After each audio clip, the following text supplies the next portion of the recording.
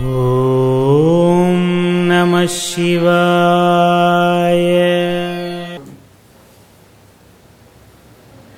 జ్ఞానానందమయం దేవం నిర్మలస్ఫటికాకృతిం ఆధారం సర్వవిద్యానాం హయగ్రీవం ఉపాస్మహే.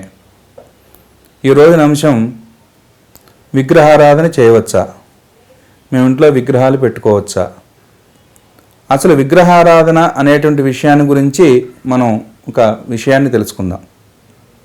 ఉపాసకానాం రూపకల్పనం అని చెప్పని శాస్త్రాలు చెప్తూ ఉన్నాయి.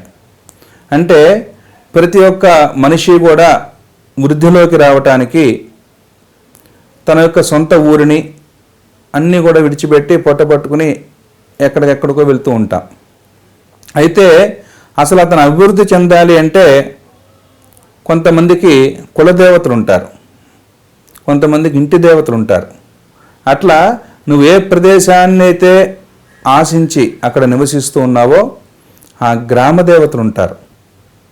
అట్లా తనకి చిన్నతనం నుంచి మనసుకి హత్తుకుని ఉన్నటువంటి ఇష్టదేవతలు ఉంటారు. ఇట్లా ఏ దేవత ఆరాధన చేయాలి అన్నా విగ్రహారాధనే ప్రధానమా అనేటువంటి ప్రశ్న ఇక్కడ అందరికీ కూడా మనసులో మెదిలేదు. విగ్రహారాధన చేసేటప్పుడు ఎటువంటి నియమ నిబంధనలు పాటించాలి అని చెప్పిన అనుమానం. దాన్ని ప్రతిరోజు కడగాల, నెలకొకసారి కడగాల, ఇవన్నీ కూడా అంటే అనుమానాలు. అయితే అసలు విగ్రహం యొక్క ప్రమాణం చెప్తున్నారు ఆగమ శాస్త్రాల్లో. మనకి గృహదేవతార్చనలో అంటే గృహంలో పెట్టుకునేటువంటి విగ్రహాలు దేవాంగులము అంటాం. దేవాంగులం అంటే మనకి ప్రతి మానవుడికి కూడా 3 అంగుళాలు వేలు కనిపించేది కదా. మనకి దేవాంగులము అంటే 4 అంగుళాలటండి, వాళ్ళకి 4 అంగుళాలు పొడుగు ఉండేదిట ఒక్కొక్క వేలు. అట్లా 4 అంగుళాల ప్రమాణం ఉండేటువంటి పూర్ణ విగ్రహమై ఉండాలి.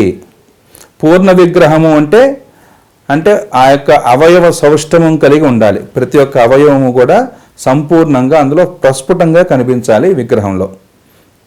అది ఆ విగ్రహారాధనలో కూడా విశేషంగా ఆ 4 అంగుళాలు ఉండేటువంటి విగ్రహము కూడా పంచలోహాల విగ్రహమై ఉండాలి.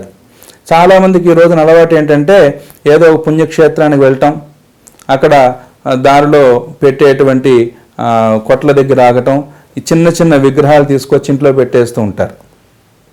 ఈ విగ్రహాలు పెట్టిన తర్వాత దానికి ఏమీ కూడా పూజలు కానీ ఇవి కానీ ఏమీ చేయరు. అయితే ఇక్కడ పూజా విధానంలో ఈ విగ్రహాలు పెట్టుకున్న తర్వాత మనం ఏం చేయాలి అనేటువంటి విషయాన్ని చాలామందికి అనుమానం. మనం బ్రాహ్మణులు అంటే ఏదో హోమాలని, పూజలని, సహస్రనామాలని, అష్టోత్తరాలని చేస్తూ ఉంటాం. ఏమంటే నేను ఇన్ని విగ్రహాలు పెట్టుకున్నా మరి నాకు ఏమీ రాదు అంటే మనకి పరమాత్మకి చేసేటువంటి పూజా విధానంలో ఒక ఉపచారం దగ్గర నుంచి 64 ఉపచారాల వరకు ఉన్నాయి. ఇట్లా చేసేటువంటి పూజా విధానంలో ఒక ఉపచారం ఏమిటి, నాకు ఎటువంటి మంత్రము, యంత్రము, తంత్రము రాదయ్యా, నేను నీకు మనస్ఫూర్తిగా నమస్కారం చేయటమే అని చెప్పని మన మనఃపుష్పాన్ని ఒక పువ్వుని పెట్టి అక్కడ పువ్వుని పెట్టి ధూపం వెలిగించి దీపం చూపించి మనం నైవేద్యం పెడతాం. ఇది ఒక ఉపచారం. అట్లా అక్కడి నుంచి 64 ఉపచారాల వరకు ఉన్నాయి. ఇట్లా మనం ఈ విగ్రహాలను ఎప్పుడు శుభ్రం చేయాలి అనేటువంటి ప్రశ్న. ఏమిటా ప్రశ్నకి అర్థం అంటే ప్రతి అమావాస్య తర్వాత వచ్చేటువంటి పాడ్యమి రోజున అంటే శుద్ధ పాడ్యమి రోజున ఈ విగ్రహాలన్నీ కూడా శుభ్రం చేసుకోవాలి. ఈ విగ్రహాలు ఏవి పెట్టుకోవచ్చు, ఏవి పెట్టుకోకూడదు అంటే ఏ విగ్రహమైనా సరే మనం ఆ 4 అంగుళాలకి మించి మనం ఇంట్లో గృహదేవత అర్చనలో పెట్టుకోకూడదు. అట్లా పెట్టుకుని ఉంటే మనం ఏదైనా సరే దానికి తగ్గ పూజా విధానం చేయవలసిందే, దానికి తగ్గ విశేషమైనటువంటి ఆరాధన చేయవలసిందే. అందులో ఈ విగ్రహాన్ని ప్రతిరోజు కూడా కడగాల. మరొక ప్రశ్న, ప్రతిరోజు కూడా కడగాల అంటే ప్రతిరోజు కూడా మనం ఏదైతే దేవతార్చన చేస్తూ ఉన్నామో ఆ దేవతార్చన చేసేటప్పుడు స్నానము అన్నప్పుడు ఒక పుష్పంతోనో, తులసి దళంతోనో, మారేడు దళంతోనో ఆ యొక్క విగ్రహానికి స్నానం అనేటువంటి ఉపచారాన్ని చూపించి అమావాస్య తర్వాత వచ్చేటువంటి పాడ్యమి, నెల మొదలయ్యేటువంటి శుద్ధ పాడ్యమి రోజున ఈ విగ్రహాలు శుద్ధి చేసుకోవాలి.